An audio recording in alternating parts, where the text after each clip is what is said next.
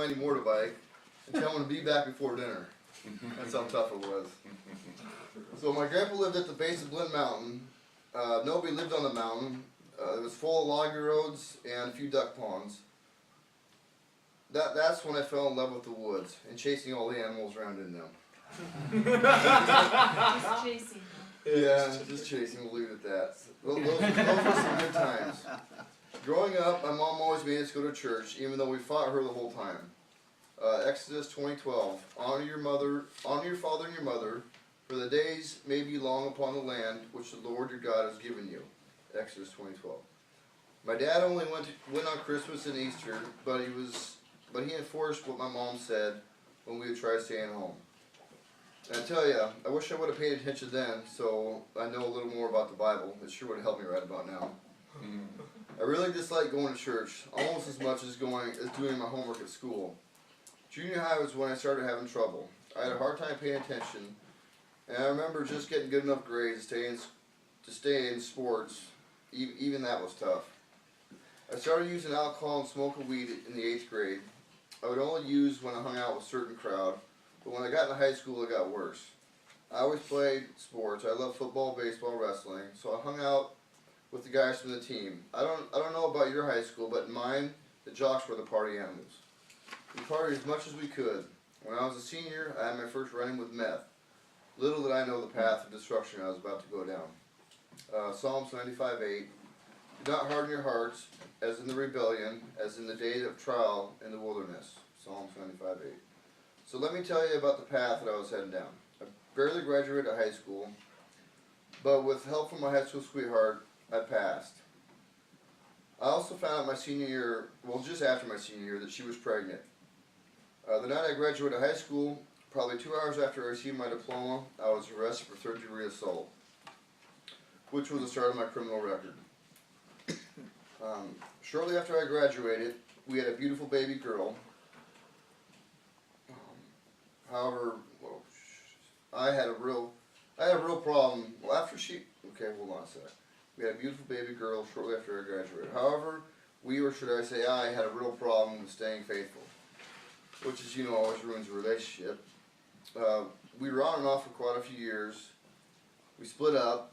I immediately jumped into another relationship, got her pregnant, broke up with her just to get back with my high school sweetheart. Then we decided to get married, and lo and behold, she gets pregnant again, and we have a beautiful baby boy. Things weren't too bad, but of course I had to go and ruin a good thing. I cheated on my wife again, got another girl pregnant. My wife and I separated because of it, so now I have 4 beautiful children. Boy, was I blessed. Not only was I addicted to women, meth, weed, any drug that was available to me, I was also addicted to hunting deer. It may sound a little funny, but I love it. When hunting season came around, I lived in the woods. I'd spend the whole day and sometimes the night hunting. I would hunt on private property, government property, no gate would stop me. I'd cut the locks off the gates, or get my dirt bike, find a way in if I couldn't get my truck in, which, as we all know, is very illegal. My obsession for hunting came at a young age when my dad would take me on private property that was patrolled by the owner and his friends. So whenever we saw his truck, we'd run and hide in the woods. We got caught every once in a while, but we'd just tell us to leave the property, and we would. But we always came back, just in a different spot. So in trying to figure out why I always push the envelope with hunting, I'm pretty sure it has everything to do with those childhood hunting experiences that were always so thrilling, getting chased around. The Living Bible, Romans 13:2-4. So those who refuse to obey the laws of the land are refusing to obey God, and punishment will follow. For the authorities do not frighten people who are doing right, but they frighten those who do wrong. So do what they say, and you will get along anyway. You will get along well. The authorities are sent by God to help you. But if you are doing something wrong, of course, you should be afraid, for you will be punished. The authorities are established by God for that very purpose, to punish those who do wrong. Romans 13:2-4. The reason I'm sharing with you is because I got in trouble with the game department, and they actually came and raided my dad's house when I was living with him about 3 years ago. They found a gun, drug paraphernalia, and it was all bad. I ended up getting 11 months of house arrest, which was nothing compared to what I should have gotten. This whole event should have been a lot worse, but I know it was just one of many times God was trying to get my attention, and I just wasn't ready to quit. I love the thrill and excitement of doing whatever I want. I look back and it blows me away how completely selfish I've been for so many years. Job 33:29-30. Behold, God works all these things twice, in fact 3 times, with a man, to bring his soul from the pit, that he may be enlightened with the light of life. So let me take a step back and tell you about my employment history. I've only had 2 jobs in 26 years of my employment. I started working for my dad when I was 14 at the carpet store that he worked for 4 years. My dad went on to open his own carpet store, which I eventually installed carpet, tile, wood floors for him for 10 years. For 10 years at a store was open. After my carpet installing days were happily over, I got an awesome job working for a commercial construction company, building hospitals, doctors' clinics, and other large-scale jobs. The company I worked for, they were very well known and respected in the area, and I loved it. I loved working for them. Throughout the time I worked for them, I went to jail numerous times, prison once, and they always let me come back to work for them. Little did they know that I was sticking a needle in my arm and getting high on meth the whole time. Not too many people knew of my drug use or the severity of it, but it slowly caught up with me like it always does. Because of my drug use, I would never pay my tickets or court fines, so that led to them eventually suspending my and eventually revoking my driver's license. I haven't had a driver's license in probably 12 years or more, and I owe the collection agencies probably 35 to 40 grand. 20 years of in and out of jail, 20 years of broken relationships. Every time I went to jail, I'd find God, but when I left, I'd leave God there. My mom told me about Freedom House, but I wasn't ready. I still thought I could do it on my own. But the last time I went to jail, I finally realized that I had enough. So my mom suggested Freedom House again. I was ready. After court one day, my mom saw my attorney in the parking lot when I was in jail, of course, and she was trying to help me out through this whole thing. After my mom saw my attorney in the parking lot, and they talked about Freedom House, the attorney said this just doesn't happen, especially a religious program. My mom pulled out her cell phone and called Miss Lynn, gave the attorney the phone, and the conversation began on what needed to happen for me to go to Freedom House. Miss Lynn wasn't too sure either. And I guess I'm the first one that ever came straight from jail. My mom picked me up. I'm not sure if I'm or not. Well, and succeeded. Well, yeah, so we gotta do the succeeded part. That's the succeeded. After the conversation, my mom called a friend that had suggested Freedom House, Karen Donata, and her warrior friends prayed that the doors would open for me to go to Freedom House. At the next court date, the judge agreed to allow me a 13-month furlough.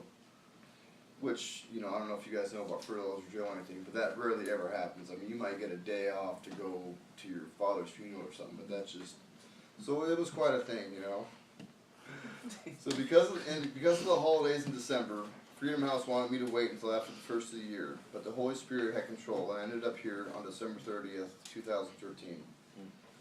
The year of commitment means I'm getting closer to God and my family. In the last 3 months, I've discovered the power of prayer, how important accountability is, and I am learning to recognize the voice of God, whereas before I listened to the devil. The first few weeks of Freedom House were interesting. It really opened my eyes to numerous things about myself that I really needed to work on.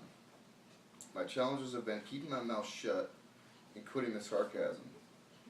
The most interaction I had with people were guys at my job sites, and all I'm going to say about that is it's sarcasm at its finest. Rebuilding my relationships with my children as well as my family is my biggest challenge. Malachi 4:6. And he will turn the hearts of the fathers to the children, and the hearts of the children to their fathers, lest I come and strike the earth with a curse. Malachi 4:6. I've been so selfish in my addiction that I've neglected the most important things, and those are the relationships with my loved ones and God. My successes have been with God restoring those relationships. Through prayer, God's been working on all these things. I just need to press into His Word more and be a godly man. I learn something new every day here, and I look forward to learning as much as I can about God so that I can apply it to my life. Proverbs 3, 5-6, trust in the Lord with all your heart, and lean not on your own understanding. In all your ways acknowledge him, and he shall direct your path. Proverbs 3, 5-6. My past is living proof of what not to do. It seemed like no matter what I did, nothing worked, and my life was a train wreck. Deuteronomy 8:5. You should know in your heart that as a man chastens his son, so the Lord your God chastens you. Deuteronomy 8:5. I'm looking forward to keeping his commandments and living a godly life rather than running around in circles, always finding an empty place and feeling empty. I'm looking forward to being a father to my children, a son, brother, uncle, grandson, and a friend. Hebrews 13:5-6. Let your conduct be with covetousness. Be content with such things as you have, for he himself has said, I will never leave you nor forsake you. So we may boldly say, the Lord is my helper. I will not fear. What can man do to me?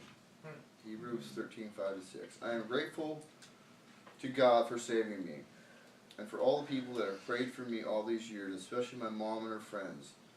They've been praying for me for 20 years. We're in her friend's house.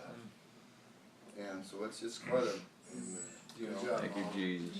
so she's amazing. I'm grateful for God for saving me, for all the people that have prayed for me, especially my mom and friends that have loved me and never gave up on me no matter how many times I went to jail or messed up. They kept loving me and praying for me. I'm also grateful for my family that has loved me even when I didn't deserve it. They supported me in so many ways. I want to thank my mom, dad, Richie, Jamie, and Adam. You live with me and know all the pain that I've caused each of you. I love you all. Of course, nothing is possible without God. And He's brought me to Freedom House, where I am blessed every day to study under Pastor Jim. He is a perfect example of what it means to lead by example, and one of the most humble men I've ever met. Miss Lynn, thanks for putting up with me and pushing me. I really appreciate it, even though I may not seem like you're I want to thank Mike, Leroy, Les Grace for teaching classes. Scott, thanks for your words of wisdom and bringing me to Christ in your office that day. I'll never forget it. Miss Jenny, for everything you do behind the scenes, thank you. Jerry, you're a great cook and a good man. Thanks for the time you spent with me. It's helped. Rosario, I admire your patience and understanding. You're a good leader. Ian, thanks for all the talks and really helped me realize that I need to look at myself before anything. And all my brothers. Before anything, all my brothers. You guys are something else. Boy, I tell you, by the time I graduate, I'm going to be razor sharp. God bless you all. Amen.